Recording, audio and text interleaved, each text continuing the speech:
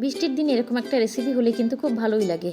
আসসালামু আলাইকুম ভিউয়ার্স, তো কি বানিয়েছিলাম তো সেটাই আপনাদের সাথে শেয়ার করছি। এটা ছিল মুসুরি ডাল আর ডিম একসাথে একটা পাকোড়ার মতো বানিয়ে তারপর হচ্ছে এটা ভেজে নিয়েছি। তো সেটাই আজকে আপনাদের সাথে শেয়ার করছি। তো এই যে আমি ডালটা নিয়ে এলাম, এদিকে ডালটা ভিজিয়ে রাখার 20 মিনিটের মতো আর কি ভিজিয়ে রেখেছি। এদিকে পাটায় হচ্ছে রসুন কয়েক টুকরো আর হচ্ছে এক টুকরো আদা, কিছুটা পেঁয়াজ, এগুলো আর কি বেটে নিব। আর হচ্ছে একটু বাটা মশলা দিয়ে কিন্তু খেতে ভালো লাগে।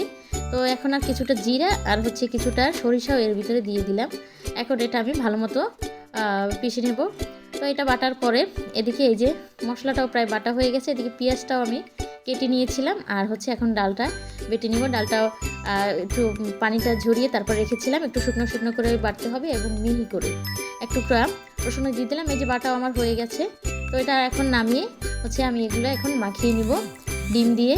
তো এই যে আমি এখন পেঁয়াজটা দিয়ে দিলাম আর হচ্ছে এর সাথে দিয়ে দেব হচ্ছে কিছুটা ওই বাটা মশলা। আর হচ্ছে এখন দেব লবণ দিলাম আর হচ্ছে মরিচের গুঁড়া, হলুদের গুঁড়া। এখন সবটা ভালো মতন মাখিয়ে নিচ্ছি। আর এরপরে হচ্ছে দুটো ডিম আমি এর সাথে ফেটিয়ে নেব। ডিমটা ভালো মতো ফেটানো হয়ে গেলে তারপরে হচ্ছে আমি কড়াই তেল গরম করে এই উপকরণটা এখন ভালো মতো ভেজে নেব। একটু ভালো মতন চারদিকে আর কি ঘুরিয়ে দিয়েছিলাম।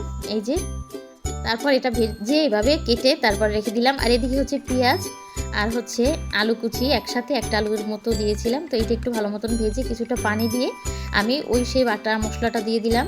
হলুদের গুঁড়ো, মরিচের গুঁড়ো আর এর সাথে গড়ে থাকা একটা মশলা আর হচ্ছে পরিমাণ মতো লবণ দিয়ে এটা ভালো মতো কষিয়ে নিব।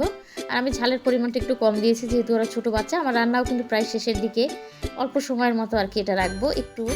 এই তো একটু ভালো মতন একটু কষিয়ে তারপরে হচ্ছে আর কি ঝোলের পানিটা দিয়ে দিব, একটু মাখা মাখা হবে।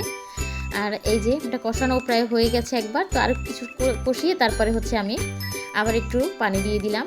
পানিটা একটু গরম হলে তারপরে আমি একে একে করে সেই বড়াগুলোর পিস পিস করে কেটে রাখাগুলো এভাবে দিয়ে দিচ্ছি। খেতে কিন্তু খুবই ভালো হয়েছিল। আর হচ্ছে এটা একটু ফুটে উঠলেই তারপরে হচ্ছে একটু মাখো মাখো হলে এটা নামিয়ে ফেলবো। আর কয়েকটা কাঁচামরিচ এর সাথে দিয়ে দিয়েছিলাম আর হচ্ছে কিছুটা তেজপাতা। তো আমার ভিডিওটি কেমন লাগলো অবশ্যই কমেন্টে জানাবেন। আর এরকম একটা রেসিপি আপনারাও মাঝে মাঝে রান্না করে খেতে পারেন এবং খেতেও কিন্তু আলহামদুলিল্লাহ খুব ভালো হয়েছিল। আর বাচ্চারাও কিন্তু খুব পছন্দ করেছিল। এই যে তো ভিডিওটি এ পর্যন্ত। আল্লাহ হাফিজ।